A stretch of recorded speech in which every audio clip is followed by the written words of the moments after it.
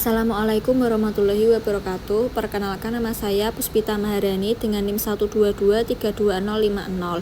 Di sini saya akan mereview tugas yang telah saya kerjakan sebelumnya. Yang pertama yaitu modul forecasting. Forecasting yaitu peramalan atau bisa disebut merupakan metode untuk memprediksikan atau memperkirakan berbagai kejadian di masa mendatang berdasarkan data yang telah dikumpulkan sebelumnya. Metode ini dapat dibagi menjadi 4 subjek. Subjek pertama menggunakan data masa lalu secara runtun, misalnya data penjualan untuk memprediksikan masa depan atau permintaan produk.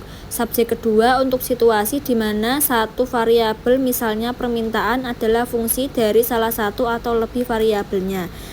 Subjek yang ketiga adalah memungkinkan untuk menciptakan perkiraan diberikan modal refleks tertentu. Subjek keempat bertujuan untuk menghitung metode-metode peramalan formal yang dapat digunakan dalam meramalkan permintaan sebagai dasar bagi perencanaan dan mengambil keputusan dalam model forecasting ini. Selanjutnya, modul kedua yaitu network. Modul network atau jaringan merupakan sambungan penghubung antara satu titik dengan titik lainnya dalam jangkauan. Ada 3 macam network. Yang pertama itu ada spinning tree, yang kedua maximal flow, dan yang ketiga shorter route. Selanjutnya yaitu project management, digunakan untuk memperkirakan jangka waktu proyek dengan aktivitas proyek yang mana bersifat kritis. Manajemen proyek ini secara umum mencakup 4 fase, yaitu fase perencanaan, fase penjadwalan, fase pengawasan, dan fase pengendalian.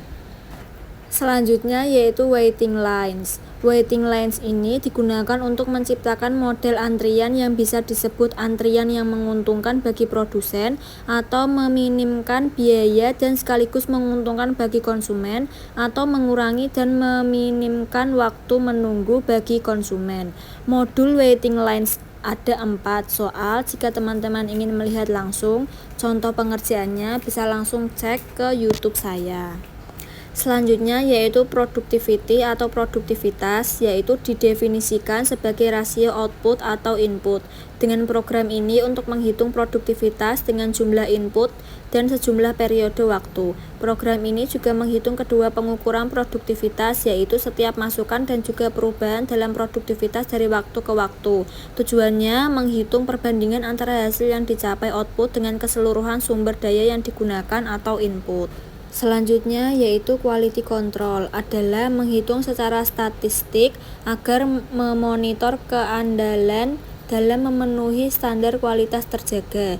Oleh karena itu, perusahaan harus memperhatikan teknik-teknik penguasaan kualitas untuk apakah akan menerima atau menolak suatu komponen yang akan dikirim supplier. Sekian review materi yang bisa saya sampaikan, kurang lebihnya mohon maaf dan terima kasih. Wassalamualaikum warahmatullahi wabarakatuh.